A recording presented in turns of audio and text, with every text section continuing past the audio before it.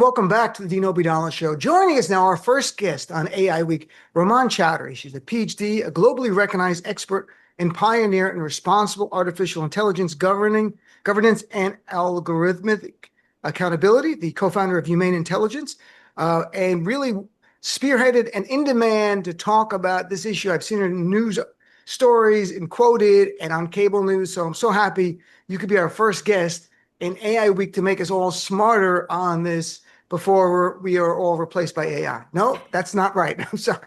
I'm kidding. So nice to have you on. Thank you so much, Dean. Glad to be here. I don't think I'm going to be replaced for a while, but I would like there to be an AI version of me to do the research for the show and just hand me my questions and go from there. So let's start, because there's been so much news just literally today. Mark Zuckerberg put out a 6,500 word, almost a manifesto on why AI is good. The same day, Bernie Sanders put out a statement calling for a pause on AI, saying, quote, "It's not too late to avoid disaster. Stop building machines that humans can't control." So a little competing vision there. So let's start with the true basics. What is AI? Artificial intelligence is a term that's been around for quite some time, but in its modern iteration, when people say AI, they mean generative AI. And that's actually a very marked change in artificial intelligence. So what happened is we had these AI systems that were deterministic in nature. In other words, in, let's say, narrow AI or old AI, 2 plus 2 always equaled 4. Now we have this new technology called generative AI. In generative AI, the output is like probabilistic, which means that sometimes 2 plus 2 is, most of the time 2 plus 2 is 4, sometimes 2 plus 2 is 3.9, and 1% of the time 2 plus 2 is going to give you 99. And that's just because of how the underlying algorithm works. It is, some people have called it fancy autocorrect, where it makes a prediction, a very sophisticated prediction of, let's say, in language models, what the next word would be. And also, like, I don't want to undervalue the amount of work that's gone into video generation, image generation, voice, so all of it at once. So this new wave of generative AI, that's the technology that people like Bernie Sanders and Mark Zuckerberg are talking about. When when you said like 2 plus 2 equals 4, is it accurate to say that our spell check before this or calculators were some version of AI? No, and again, it's because of the, like, we're getting a little bit in the weeds, but it's because of how the foundational technology works. So the academic work, the research breakthrough that has led to, all of these LLMs, ChatGPT, Claude, et cetera, being released in 2023, that paper was written in 2017. It's this paper called Attention is All You Need. And every single one of the people who basically wrote that paper all have their own startup making an LLM now, right? So that idea of the large language model is Ah, based on this technology called transformer technology, which was like basically conceived of in that paper from 2017. So to some extent, to the end user, I do sometimes say that, right? I say things like, my iPhone is a super intelligent technology, because it is, it's a yeah. superhuman technology, right? But I think in the context of like a definition of AI, this is a different technology. Okay, and you mentioned generative AI, which was a term I just recently learned. 'Cause I've heard AI, of course. What is generative AI?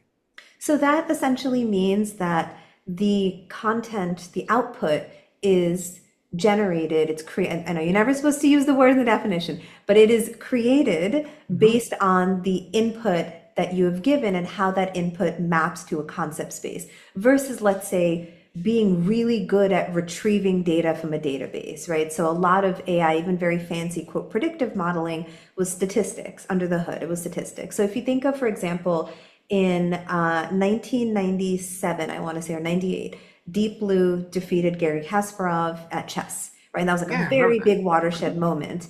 That AI model, that is AI. It's something called the decision tree. That is just a very sophisticated probability calculating machine. That is like laughably easy. And like if you have a kid, your kid could pull together a model that works like Deep Blue. And that was cutting edge back then, right? So, the generative part comes because these machines can create new content that's not retrieving it from another environment or a database. Oh, that's it. So, and when, just so we all understand, today with like generative AI, and I was doing some reading, but I want you to fill in the real gaps here that I'm missing. That it looks at data. It looks at patterns. It looks at different things to get to where it gives us an answer. So we give it a prompt. We say, "Hey, Chat GPT, I get dizzy when I walk on the street on certain things. What are you going to tell me?" It gives you a bunch of things. Or what stock should I buy with this kind of budget? All these things. So it's giving us that. So what is the data? What is underlying it? What makes AI have this artificial intelligence? Yes, so the big change in generative AI is we were able to use unstructured data, which is a slightly more fancy way of saying it's just all the data scraped off the internet. It's every single piece of human generated information that these companies are able to acquire, however they acquire it, legally, illegally, et cetera. The latest thing people are talking about, by the way, is there are now entire companies that sell old books to AI companies for them to scan and ingest, because there's such a data consumption machine needed for these models to be as sophisticated or increasingly sophisticated than they are today. That's very interesting. So when we had the Writers Guild of America strike, and a lot of my friends are in WGA, they were gravely concerned about their work being used by some version of AI. This was like a little over a year ago, where all their scripts are going to be ingested by AI and to be able to write really good scripts that seem organic, but they're really based derivative on the work of these writers. Was that a fair concern? That is a very fair concern, and I will add to that pile of concern Okay. because people need more things to worry about. No, the other concern is that it's hard to back into the value of any given piece of data or information, right? So if you are, for example, Stephen King, and your works are being stolen and people are writing books in the style of Stephen King, you can probably go back and like figure out, this very, very unique style, because he's a very, very famous author. He's been very prolific for many decades, right? He has a very unique style. But most people are not Stephen King. Most people are like kind of an average author, and that's fine, right? Or an average screenwriter. And the problem is those people, like you cut out the middle layer of non-superstars, right? Just like the average worker who gets a decent salary and works a decent job, because you cannot back into the value of, the 100 scripts somebody wrote for the 10 pilots that they have worked across in their career. That is very, very hard to do. So one way that people have tried to do this is, to back out the value. You can't do it for an individual person. So yes, all of this is being ingested and consumed and to an AI model. The only thing I would discuss, and this is a lot of the world that I'm in now, is talking about whether or not these things are good or have value, right? So we have come to equate the generation of information with automatic value, right? As long as it reads sensibly, it's just going to be, it's good enough, because it was actually the production that was very expensive. Now the production of knowledge is super cheap, right? So now what is left? It's actually things like discernment. People say critical thinking, but actually think it's discernment. Or my other way of putting it is we need more snobbery. It's fine to be a super niche person who knows a lot about something and can look at this very sophisticated looking output and say hey, that's mimicry. That's the IKEA furniture version of the Eames chair. But I know what makes an Eames chair. So I can point at this thing that looks like an Eames chair, but actually is IKEA quality, because I know the difference. And that's going to become the divider. So why is it that AI makes mistakes when we ask, and I don't mean on complex things, like literally saying, is there a coffee shop in the area of whatever? And it tells you, and you look up and there really is none. And you go AI chat, and AI is like, "I'm sorry to let you down, Dean," which is so nice. I mean, my Microsoft Word never apologized to me, never. Chat at least has said, "I'm sorry to let you down," which it really does. And it'll use your name, which is unnerving. "I'm sorry to let you down, Dean." I'm like, okay, so why? I can understand it was a huge calculation. You're sending a rocket into space and all that, and it gets it off a little. But something as basic, that's a real example. Say there's a coffee shop as a place, and there was no coffee shop where it had made up a coffee shop. That's right. That's right. And I'll also say something really interesting. The newer versions of the models are not always inherently better than the older versions. They may become better at certain things, but then they actually degrade in others. And it's because they're taking different approaches to how these models are processing the data. So your question was basically, why do these models hallucinate? And I suppose a good follow-on question would be like, oh, but like, can we do something about it? Like, what's the fix? So I'll start off by saying hallucinations are a feature, not a bug. It is a standard part of how these AI models work. And it is a standard part because these models do not understand context. So when you ask, where is the nearest coffee shop? It doesn't actually process your idea or your question as like coffee, like here's Dean's location. It doesn't process through the information the way you or I would as a human, which is in context. And then you'll be like, okay, well, a normal cup of coffee costs about this much. So like, what's a decent coffee shop that's not going to overcharge or whatever? Or maybe I Right. know you, Dean, personally, and I'm like, oh, well, he likes these kinds of coffee shops and not those. None of that is happening. Basically, what it's doing is there's this giant map. It's literally called a bag of words. So it's like a map of words, and every word is mapped in its mathematical distance from the words you have strung together. Coffee shop near me. And so from there, it's going to impute all sorts of things, but it is absolutely contextless from reality. And actually, this is the part that is super amazing, is that they don't make up things more often. That's actually how it works. It is a giant mess of words. You give it some words and it figures stuff out based on that. That is actually very cool, but that's also why these things are not human. That's why they're not alive. And that's why they're never really going to be better than us. Yes. And what I found really interesting was about a little over a year ago. I'm a lawyer by training. I used to be a litigator. I don't practice law anymore, thankfully. But there were lawyers who were relying on AI, and it was writing briefs for them and making up case citations that looked very Yep, real. left, And it right, was and not, center. I'm sorry? I said left, right, and center. I'll also Right. add one more thing. Why wouldn't they? Because Westlaw, LexisNexis, and Casetext all had marketing material that said that they were either 100% hallucination free or some language that implied that. So the hype around AI is real. And the work that I do, which is in test and evaluation of AI, I work a lot on how do we improve the science of evaluating these systems, is actually, trying to create this independent community of standardized ways of testing so that companies can make claims like that. Because right now, companies can honestly make whatever claim they want because they can retrofit the way they're testing their technology to fit the claims they want to make.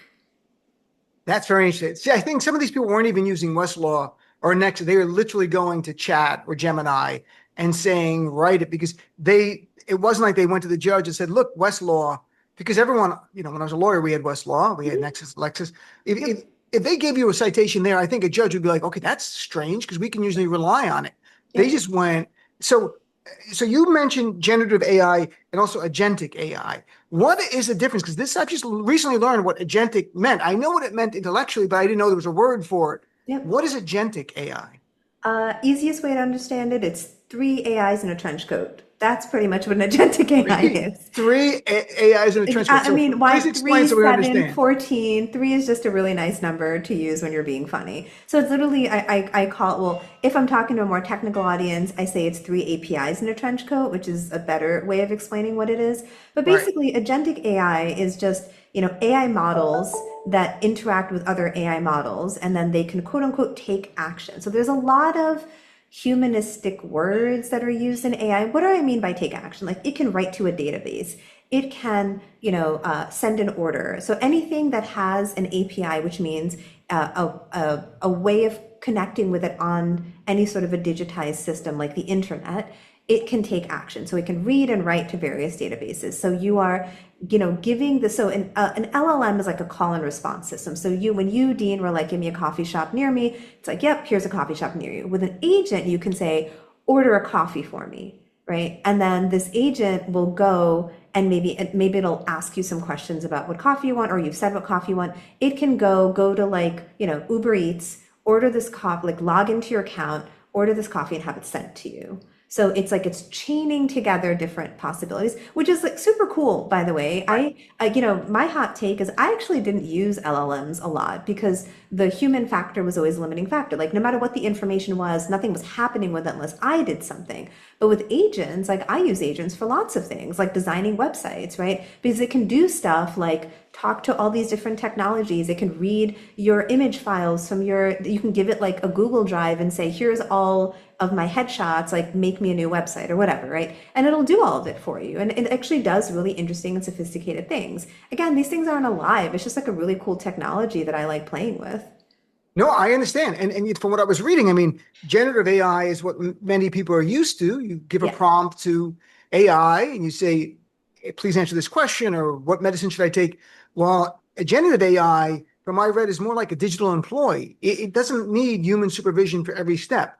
You tell it to go do something and it does. Is that too simplistic, the definition that I read? I would not overestimate what agentic Oh, AI can do. okay. And the reason is I'm actually literally in the midst right now of writing an op-ed about, like the legal constructs of like agentic AI and trying to ascribe personhood. There's like all these op-eds about whether generative AI is conscious, if it's capable. And it's a very like tug at your heartstrings kind of story Right. on one end. On the other end, you have these companies saying things like rogue agents are out of control and having the secret meeting at the White House about it. And all of it sounds like the same story where there are these things and they're like super capable and they have intent and they want to go do stuff, right? And this is where I stop short of like calling it an employee because, since you are a lawyer, I am not a lawyer, but, I can reasonably put, a couple of arguments together. Um, all of the lawsuits you see today against AI companies, like even the Meta lawsuits, right? That I Mhm. think most people will say has been a big plus in consumer protection, which we have lacked for the past like 20 years, right? Like now we're slowly starting to see some wins. All of those are product liability lawsuits. So it says like you, Meta, or you, Character AI, or whoever, you, OpenAI, made a faulty product, and it's because of this data and then these decisions and whatever, right? All of that's going to go out the window if we decide generative AI has legal personhood, right? Because that's where all this consciousness stuff is going, right? So what I think the companies want is to frame this technology as so sophisticated, nobody can control it. On the other end, you get people that say like nobody should control it because it's now, conscious and sentient and look, it's doing all this sophisticated stuff. The danger to that is now we actually have to have a different liability framework because you can't use product liability because it's not a product anymore, it's a person. So like even the words you just used, which I know are commonly used, like it's like an employee, Right. it's priming the whole market to actually be a liability shield for companies. Because the minute AI is granted personhood, all of the lawsuits we've successfully had against Meta go out the window, right? Like all of these lawsuits against OpenAI, Character AI, Google, all the companies where people's kids have harmed themselves or others, people have had AI psychosis, all of that goes out the window because now the company can say, well, I can reasonably say my AI employee acted out of bounds. I, as an Mhm. employer, had reasonable safeguards, but my employee just did what it wanted, right? It's a really dangerous place. It is, not to get into a legal I know wonky you're the discussion. lawyer. I'm No, no, scared. no, no. I'm just saying the employers, there's a term, respondeat at superior. Like from a legal point of view, that's the legal doctrine where you, as your employer, you're responsible for your employee's actions. Now, you Sure. can argue your employee acted beyond the scope of their employment and that you should not have liability, or that they're an independent contractor, which you don't have liability for unless you control them to a certain degree under the eyes of the law. I think it's a losing argument, but I'm sure they'll try it. But I mean, literally today, the appeals court ruled that more than 3,000 lawsuits against Meta, Google, TikTok, and others can go forward. And these are not the protection of the old days, the Telecommunications Act. These are about creating a product that is addicting and that itself, the Yep. product, is a threat to these were younger people generally, but it could be Yep. any age going forward. Yep. So it's such a good point you make because where the government did not want to step in for whatever reason, fear of understanding it or big money. It is the lawsuits that have an impact on the products. And we've seen that through time in America. The reason we have seatbelts is because of That's lawsuits by right. Ralph Nader's organization, great Arab That's right. American guy, up from years ago. So you've got lawsuits playing a role. And then the flip side is then you had Congress give gun manufacturers immunity That's under right. George W. Bush. And that's where I see my concern is the wealth of big tech is so great.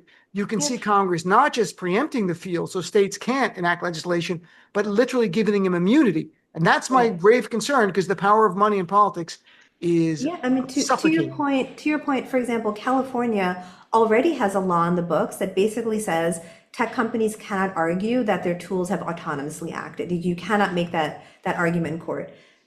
In December, however, President Trump signed an executive order threatening to sue states that actually pass any legislation that was viewed as harming America's progress in building AI, right? So we may see AI being the next battleground between federal and state. There's a whole bunch of stuff happening at the state level that actually consumers should be really excited about. There's something popping up called independent verification organizations, IVOs, like my organization is one of them. I'm an independent entity, and there are other independent, not many, but there are some of us who independently run evaluations of generative AI systems. What we are asking for is this to be legally mandated and codified, the same way financial auditing is, the same way airline inspections are. You can't buy Speaking of cars, you can't buy a baby seat for your car without it being inspected by an independent entity. And yet we're supposed to just trust algorithms are going to make hiring decisions for us, whether or not we get credit, whether you get a loan, completely based on their own record. Because Sam Altman said that he's built a good technology, and because Dario Amodei occasionally writes philosophical treatises, like no industry works that way. Anyway, so all of this is happening at the state level. I am curious to see what happens at the federal level, right? Because Trump started off by saying, we can have no regulation whatsoever. I'm going to threaten to sue states. Now they've completely 180'd and said that, well, no, now we want to be the entity that decides how testing happens. And they're having all of these closed door sessions, which, by the way, not just people who run evaluations, people in the AI space in general are kind of unhappy with, because we're used to these things being open and public and accessible. I was part of Chuck Schumer's Senate Insights Forum. There's 20 CEOs. We're all in front. This is like, the who's who, Elon and Jensen and Sundar and Mark and whatever. All of us are literally speaking to the Senate. It was completely open, right? And now we're having closed door sessions with 3 companies. And apparently all of this is just going to be decided. And they're, by the way, not even sharing that framework. So apparently they came up with a framework. They're just not telling us what it is. So I think, people it may be the next battleground, because states are taking a very, very different stance. Well, welcome to the oligarchy that is the United States of America. I mean, let's be honest, that we are seeing it, where you see it in big tech is really undisputed. The handful of people with oversized power, Elon Musk, a trillionaire, the only one in the country, and the power they have to fund campaigns and get what they want from an administration that is, and I know you're not political, I would just say it's inherently a corrupt administration, so it's hard to trust them, anything from them. So I want to turn to your work. I'm chatting with Rumman Chowdhury, globally recognized expert in the area of responsibility with AI. What is responsible AI, so that we understand that? Yeah, I really love that question. But also, by the way, I'm always happy to talk. I'm a political scientist by background. Specifically, my PhD is in American politics. So I can talk about this all day. Yeah. All right, very good. But I was a quantitative social scientist, so that's actually what brought me into data science and later AI, right? So and that leads into what is responsible AI? I mean, the short definition is responsible AI is actually the way we would want AI to be. But that's kind of a vague answer. So, NIST, which is the National Institute for Standards and Technology, would call it safe, secure, and responsible. Actually, I like that definition. So what does it mean to be safe? That means that you can trust that this product that you have bought is going to act the way you believe it will, because you have been made certain promises and those promises will be upheld, right? Secure means that the data and information that you are giving it, the way you're interacting with it, will not lead to harm against you and unintended harms against others. And this includes things like data protection. I think that's probably the biggest way people are being harmed today. And responsible, which means that there's a larger thought to the ecosystem in which this technology is being deployed. I think education is a great example. There is so much education technology out there, but all of this tech is sort of meeting these short-term goals of gaining users and profitability, which is why, my friend Will Remus wrote this great piece in The Atlantic about how his kids, AI school stuff is just video games, right? Because they're not incentivized. The responsible means that you're helping children meet learning goals. You're not just saying this number of kids are on our platform and this percent have passed, right? Because that creates bad incentives. So responsibility means you're looking at the long term of what's going to happen and ensuring that what you're building is not just, privileging short-term gains over, long-term setting the world on fire. So how does the industry respond? I mean, are you to big companies, Anthropic, Meta, you've mentioned so many of the CEOs of all these companies, NVIDIA and others. Are they supportive, or do they view it as cutting into the bottom line? Uh, I think everybody has a very different definition of it. Hmm. I think, you know, a lot of people view Anthropic as the good guy, because they, you know, Dario writes these very beautiful philosophical treatises on humanity, etc.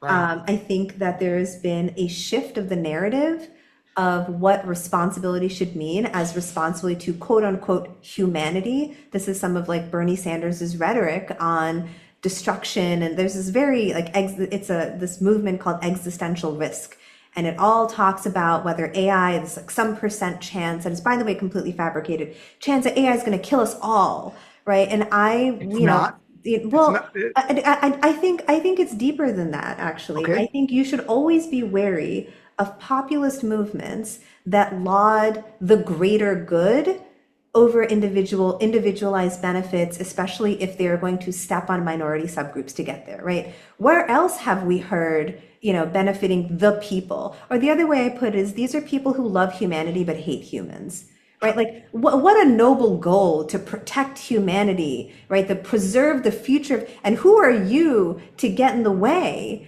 with your small group of people who are being harmed by it? Because the reality is, by the way, you know, I have found a lot of Bernie Sanders' rhetoric to be very disappointing because over 10 years ago, I think in 2014, Virginia Eubanks wrote the book Automating Inequality, which is about how algorithms, particularly in healthcare and public sector services, routinely and structurally discriminate against low-income Americans, right? Hmm. And that book was written so long ago. You know, where were a lot of these movements then? I'll tell you why, because it dealt with low-income Americans, it dealt with people of color. Like, you know, we're uninterested. Like, it's boring. You know, that's for people like me, Ramon, and people like Virginia to like worry about, right? But these people come in with these grandiose stories of AI killing us all and making biological super weapons, etc. And then that shifts the story away from the things that are actually going to matter to the people listening to your show, which is again, whether my kid is going to get a good education, whether or not you're going to actually, you know, get a job or get passed over it because an AI read something into it that wasn't really there. These are the things we should be talking about. So you mentioned Dario, the CEO of Anthropic. You know, he made headlines talking about that in 5 years, half of the white collar jobs could be gone because of AI. And he's viewed as like a good guy. So is that, I know, and there's other people that debate it and say that's not true. So I'm not saying that's law, but you've said like he's a good guy. And so he's just trying to warn us. Is that I mean, a I legitimate haven't. fear? I will reserve I will It's not hold personal. back I'm my asking opinion, like, but right, but that is public perception. Yes, that like right, the fight is perceived. You know, it was like Dario versus Trump and like Dario right. versus Sam. You know, and like all sorts of memes out there. So what's really interesting is almost about like 8 months ago, I would say there was this big narrative about like everybody losing their job, right? And Right. peak of that was January. And actually in February, I did a Johns Hopkins debate. It's a show called Open to Debate on NPR, actually specifically about this, whether or not, you know, people will be out of jobs due to AI or whether, you know, someone on my side, it was me and Chris Hughes, who was one of the co-founders of Facebook and runs this economic opportunity org now. On the other side was the Nobel Prize winning economist, Simon Johnson, and also Andrew Yang. So Simon and Andrew were on the side of like AI will, you know, get rid of large swaths of jobs, et cetera. Chris and I were on the side that it wasn't. And so at that time again, Mustafa Suleiman, like everybody was saying like, oh, we're going to be out of jobs. By the way, everybody has changed their tune. So now that everyone's going to IPO, apparently now AI is going to lead to such immense greatness, wealth, and opportunity that now we have to go and create these AI like sovereign wealth funds. So that's what Bernie's arguing for, and like others. Sam Altman's in on this too. They're like, yeah, we should make a stop because AI is going to create so much opportunity and wealth. Which, by again, 9 months ago they said the opposite thing, but you know, No, I it think is. it's look, we don't know. It's all speculative. Right? There's I mean, there's I think informed we do know. speculation. I think we do know, right? Never in the history of technology have we ever invented something and decided that we were done working, right? Email Right. didn't make us work less, it made us work more. Our smartphones, it did not make us finish our work faster, it made us 24 hours accessible to our bosses, right? I have never seen human beings use a technology that improved efficiency and improved production and said, you know what I'm going to do is we're all just going to do less. And actually, early research on companies that have been using more generative AI has actually showed that they've expanded the scope of what they're doing, right? So the problem with this like jobs going away narrative is that it assumes that there's a finite amount of work. It's like a pie, and AI is eating at this pie. Ah, But it's not like we don't interesting. have a finite amount of work we do. We can do infinite work actually. If anything, like I'm more on the side of like, and I'm because I'm living it because I can produce so much, right? I have to decide where do Rahman, want to put my time and energy because I know I can produce a lot of things now. So I am but one human. Like you were joking earlier that you wish you had sort of another brain. That's kind of Yes. what some people do now, right? But then you have to then Ah. understand what your relationship with AI will be and how you want to work with the technology. And when I say that we don't know, I'm not saying dismissing anything you're saying. I'm just saying like there are variables, but it is Yeah, interesting though when you give the examples of the past. It's not like this might not lead to underemployment, but overemployment. The idea that we have to work even harder because we're going to have more responsibilities and more we jobs that might. you could do in your field because you have this capability of AI that's That's right. enhancing you. But at the same time, I imagine it will get rid of certain jobs the same way the railroad. I mean, you can For use any sure. analogy you want, and then other industries are created around the other Yeah, side of it. I'll put it this way, Dean. Neither you know nor I have jobs that even existed 20 years ago.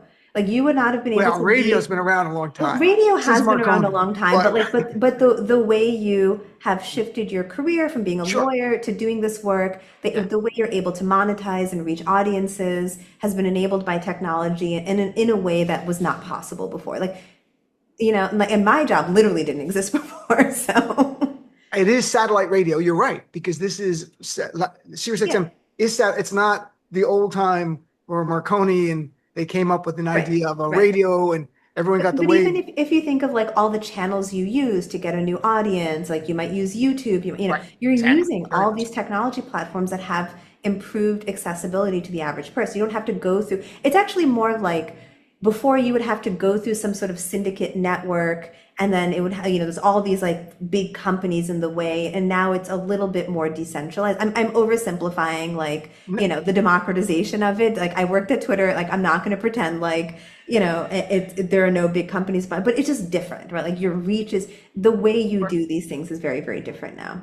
Let me ask you last question, and we went way long, but it's been I find it really intellectually. I'm learning, and I love to learn. So I'm like I have a lot. So I don't want to keep you long. Last question. So the 2028 race for president is begun slowly, but after the midterm, after November 3rd, it will become in earnest. I have no doubt AI is going to be an issue talked about a lot. What should people who are listening to my show? We're a political show, but there are people who even on the right who listen to the show because they like to get angry. But there are people on the left that are support the show. But no, my serious question is, what should we be listening to? What should we ask the presidential candidates as we head into this new world? I love that question. No one's asked me that before. I'm a big That's fan of this thank question.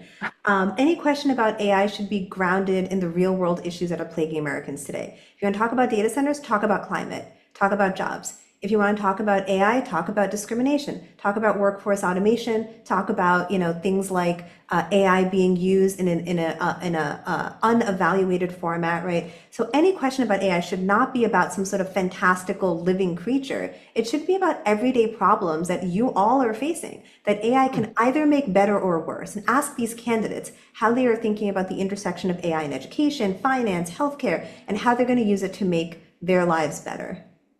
And what about regulation? Would you recommend that we press Democratic candidates to say they're going Absolutely. to lead through some kind of Absolutely. responsible regulations for AI? Absolutely. Meaningful regulation and whether or not they're supporting the kinds of worker protections and the kind of consumer protections that we need. So right now, all of this is being framed as this big cybersecurity threat. And again, remember, people who love humanity and hate humans, right? Instead, ask about whether or not, like what we're doing for children in educational settings with AI, what we're doing for workers in workplace settings with AI. There's just a lot of things to think about. And again, just think about AI as it intersects with the everyday problems you have in your life. Well, I want to thank you so much for kicking off AI Week. You were great. I use you as a resource to fill in all the blanks I have, and I hope others have found it informative as well. If people want to find out more about your work, your organization, what's the best place to go? Where can we follow you? Well, like I have a personal website, just RummanChowdhury.com, and then Humane Intelligence is humaneintelligence.com as well. Well, thank you, my friend. I really appreciate it. And if you'll come back on, especially because you Anytime, understand politics, anytime. love to have you on to talk about the intersection of politics and this, because that's what we're going to see going forward from We November will. on. This could be one of the top issues in 2028. I can assure you it's going to be demonized and amplified as a savior and as a villain, everything, and people know to know the truth. So I appreciate your insight so much. Thank Thanks. you.